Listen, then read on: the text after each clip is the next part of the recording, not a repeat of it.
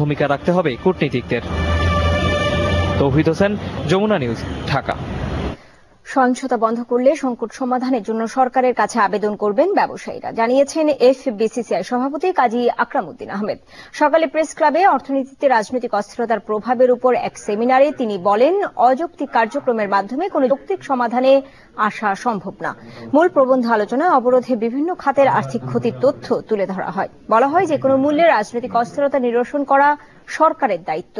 FBCCI সভাপতি কাজী আকরাম বলেন, টানা অবরোধে আর্থিক ক্ষতি দেশের বাজেটের প্রায় অর্ধেক ছাড়িয়েছে। ব্যবসায়ীরা ওই যে বঙ্গবন্ধু বলেছিলেন, যেভাবে জ্বালাও পোড়াও ধ্বংসযজ্ঞ হচ্ছে, আমরা আন্দোলন করছি, প্রথম বন্ধ করেন। বন্ধ করার পরে আমাদের অনুরোধ যাবে অন্যদিকে, বুঝতে পেরেছেন?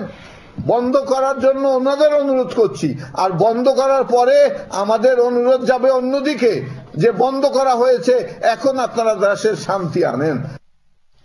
সামাজিক উন্নয়নে প্রতিবন্ধীদের অর্থনৈতিক কর্মকাণ্ডের অংশ নেওয়ার সুযোগ দিতে হবে। একটু সুযোগ পেলে প্রতিবন্ধী